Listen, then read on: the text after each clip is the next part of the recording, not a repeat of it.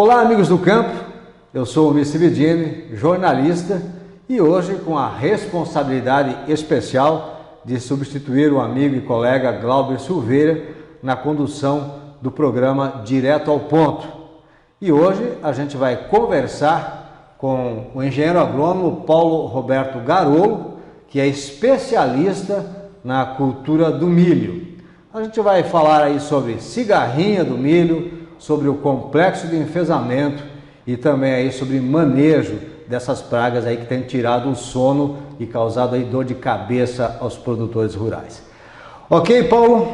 É uma satisfação poder falar contigo e vamos direto ao ponto, né? Opa! Paulo, por que aumentou tanto a incidência de cigarrinha nas lavouras brasileiras, principalmente no Brasil Central? Bom, a gente inclusive sempre se mantém atualizando em estudos para entender realmente, foi um avanço muito alto.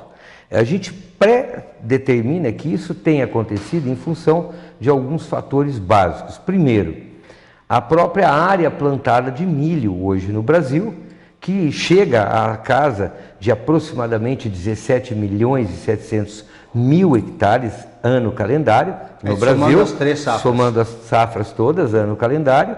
E dentro desse volume, a gente tem uma divisão quase que equalitária entre o plantio da primeira safra e o plantio daquilo que a gente chama, segunda safra a gente chama de safrinha, é quase equalitário, hoje já a safrinha ultrapassando a própria área de plantio de verão, e a gente também tem hoje um avanço muito grande em áreas de plantio de entre safras, que é o período de inverno principalmente. Então, planta-se milho hoje no Brasil o ano inteiro.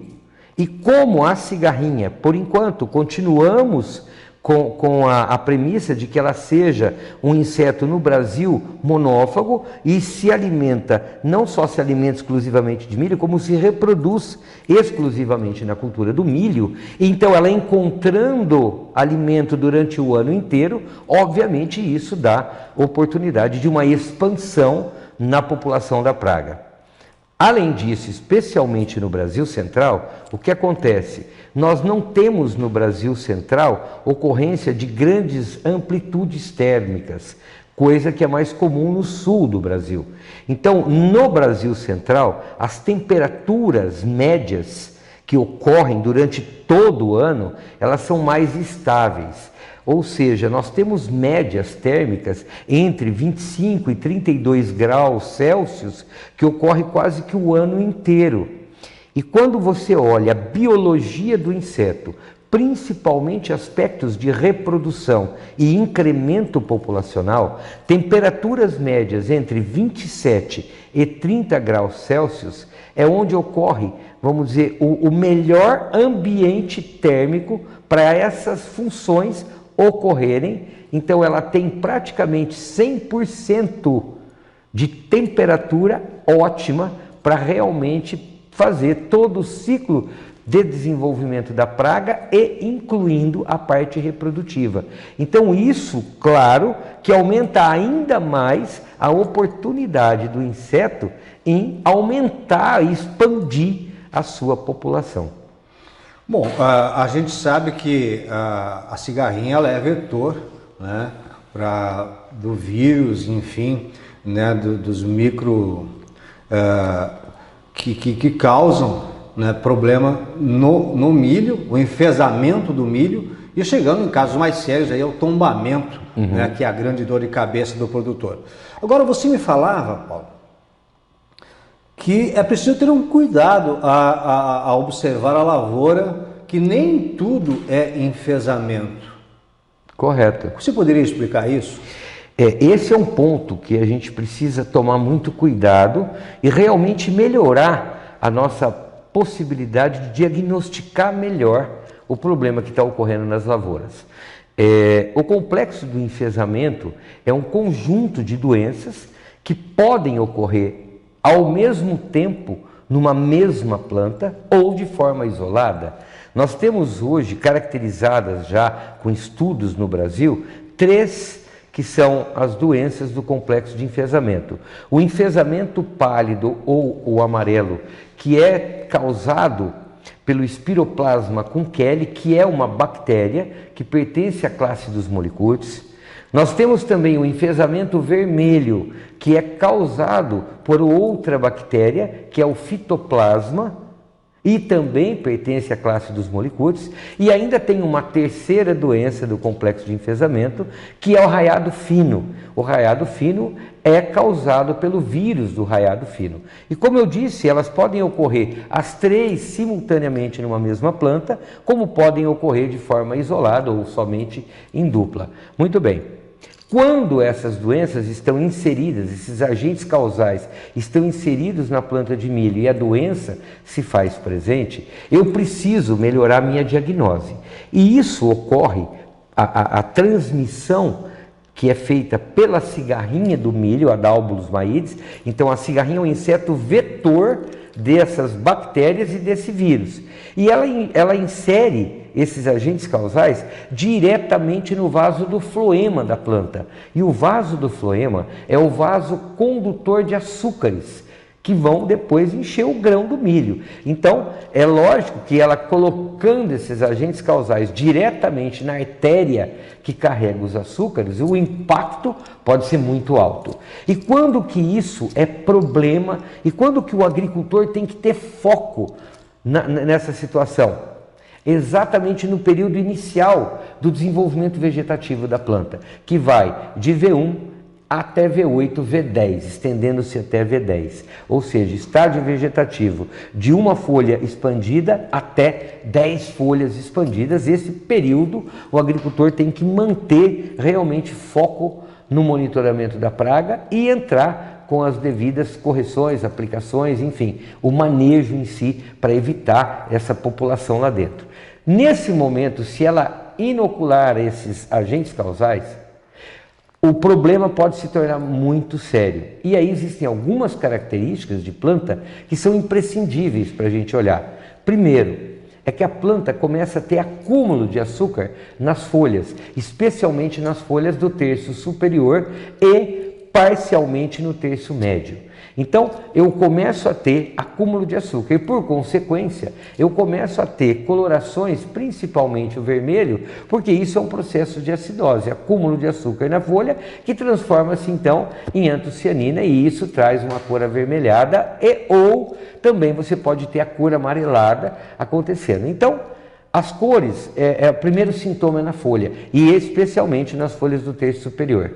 Para você conferir se isso realmente é complexo de enfesamento, o segundo passo é abrir a espiga. Por quê? Porque essas bactérias, esse vírus não causa destruição de tecido celular, mas sim obstrução na condução do açúcar. Então o segundo reflexo que se vê qual é? Grãos xoxo, mal formado, falta encher. E você tem às vezes a oportunidade de ver uma planta do lado que está assintomática e você consegue distinguir uma espiga de uma planta assintomática, vai estar muito mais cheio o grão comparado com aquela que está com o problema e o grão vai estar vazio, vai estar um grão murcho. E o terceiro passo é olhar o colmo. Por quê? Nesse momento que eu estou dizendo, é bom olhar, é lá no estágio fenológico reprodutivo, no terceiro estágio de R3. Por quê? Porque o colmo ainda vai estar vivo, se for complexo de enfesamento. Agora, pode estar ocorrendo possibilidades ou oportunidades de fungos que causam podridão de colmo, mas isso é uma outra história e ele também pode produzir sintomas semelhantes. Paulo, muito obrigado até aqui. A gente vai fazer um rápido intervalo e na sequência a gente volta para falar de manejo em relação a essas pragas. Até já!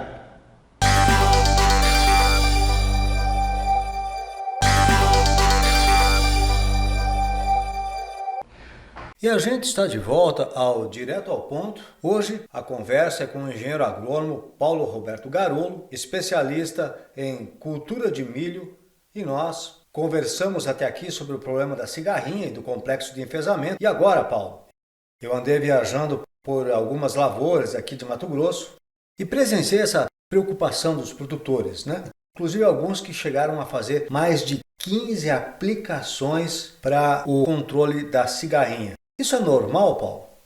Pois é, isso não é normal e nem é recomendado.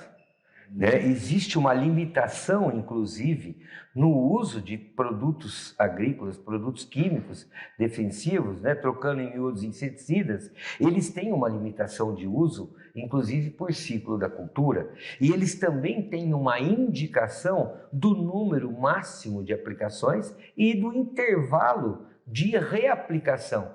Então, o uso quase que indiscriminado por um desespero, a gente entende, gerou-se um desespero, um pavor no agricultor, e ele começou a usar, talvez até de maneira indiscriminada, para um número desse, foi indiscriminado. Isso pode, inclusive, gerar sérios transtornos dentro do próprio ambiente de produção, e isso pode, inclusive, trazer outros problemas com outras pragas que podem prevalecer e começar a serem tão danosas quanto a própria cigarrinha do milho, e a gente tem que começar tudo de novo, um novo estudo para outras pragas. Exemplo.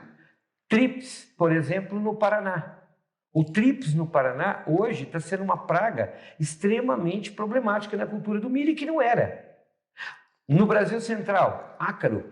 O ácaro está aparecendo cada vez mais na cultura do milho. E existe um porém aqui. Quando você junta ácaro, pulgão, cigarrinha do milho e trips, ainda existe um detalhe: todos esses insetos também podem ser vetores de transmissão de outras doenças. E existe uma doença que a gente já conhece, já existe, que chama-se necrose letal do milho, e que pode ser transmitida por esses outros insetos.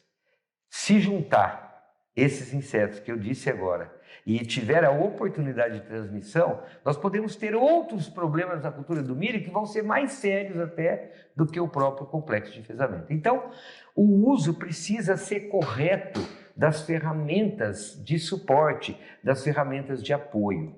Então, a primeira coisa que eu sempre comento: cuidado com o uso dos produtos químicos. Olhem a bula. A bula é o manual de instruções. Na bula, ela já determina qual o número máximo de aplicações eu posso fazer com aquele determinado produto comercial. A outra coisa, qual é o intervalo de reaplicação? Está em bula. Então, procurem seguir corretamente as indicações da bula. O fabricante, seja ele qual for, ele já tomou esse cuidado de estudar qual é o melhor meio de você manejar aquele produto. Se a gente começa a fazer diferente, nós é que estamos assumindo um risco muito grande de uma coisa que não está escrito, não está previsto na bula. Então procurem trabalhar de acordo com as recomendações da bula.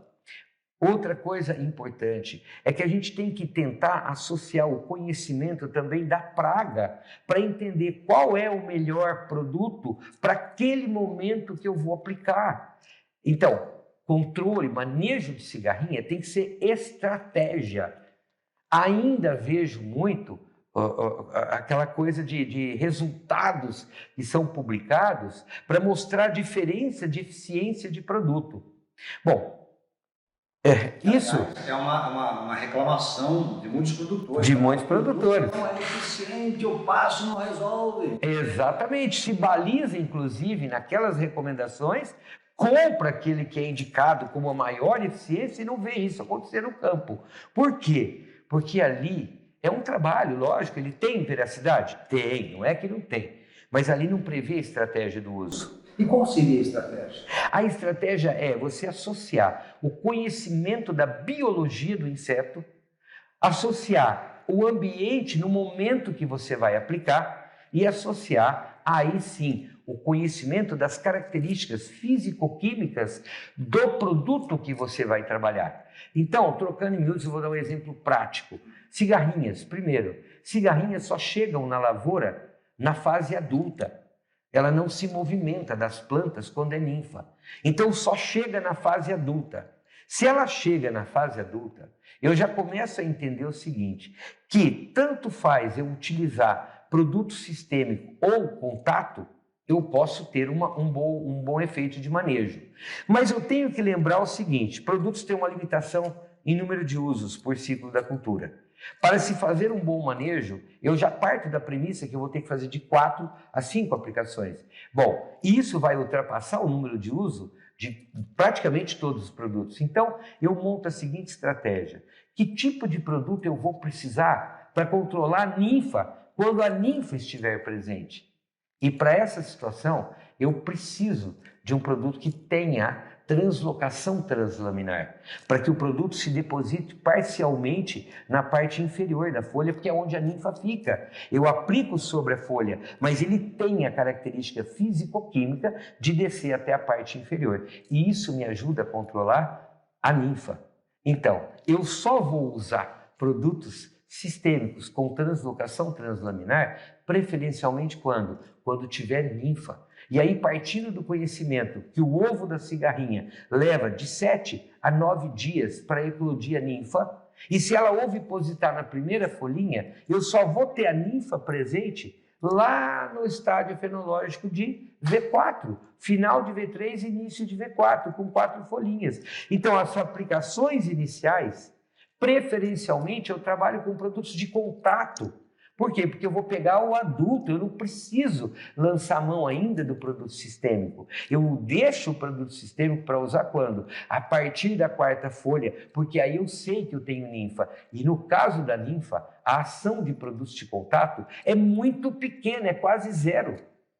Porque ela está escondida debaixo da folha. Agora, os produtos sistêmicos com translocação translaminar, esses nos ajudam. E aí eu começo a ter uma estratégia desenhada. Outra coisa é que hoje é imprescindível trabalhar junto com os produtos químicos os biológicos. Nós temos 2 fungos hoje registrados oficialmente no Ministério da Agricultura. Nós temos a Bovéria baciana e nós temos a Isaria fumosoroseia, que são 2 fungos necrotróficos e que estão hoje inseridos em produtos comerciais registrados para o manejo da cigarrinha do milho. Esses produtos nos ajudam a melhorar o sistema de manejo e aumentam o tempo, inclusive, de possibilidade de contaminação da praga que chega toda hora.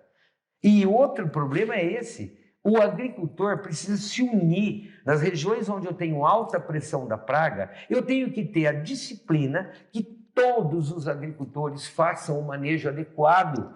O agricultor que não faz o manejo adequado, ele se torna um doador de pragas para aqueles que fazem, porque cigarrinhas do milho, elas se translocam, elas se deslocam, migram num raio até de 20 quilômetros por voo natural, mas elas também podem pegar carona com o vento. E em regiões que temos predominância de ventos, elas podem voar ou serem transportadas pelo vento em distâncias superiores a 60, 80 quilômetros. Então, nós temos que ter a disciplina na conscientização que ou todos fazem o manejo adequado, ou o que não faz o manejo adequado vai penalizar o agricultor que faz. Bom, eu tenho uma última pergunta para te fazer. Sim. Vazio sanitário. Qual é a sua posição em relação a isso? Muitos produtores defendem. Seria, na minha visão, o último recurso.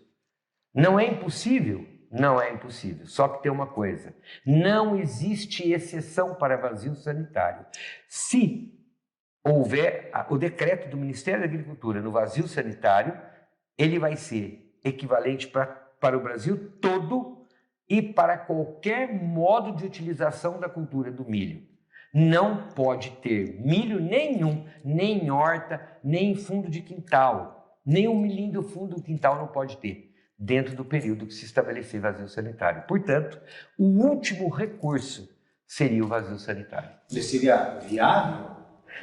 Eu acredito que nós temos um caminho muito bacana que estamos percorrendo com práticas agrícolas e um bom manejo para que não chegue no vazio sanitário. Paulo, a gente agradece as suas explicações, ótimas. Eu acho que ajudam muito o produtor neste momento, que realmente está preocupado com essa praga. A gente agradece muito a sua disponibilidade aqui no Direto ao Ponto e a gente vai ficando por aqui, né? Fique com Deus, seja produtivo e um grande abraço.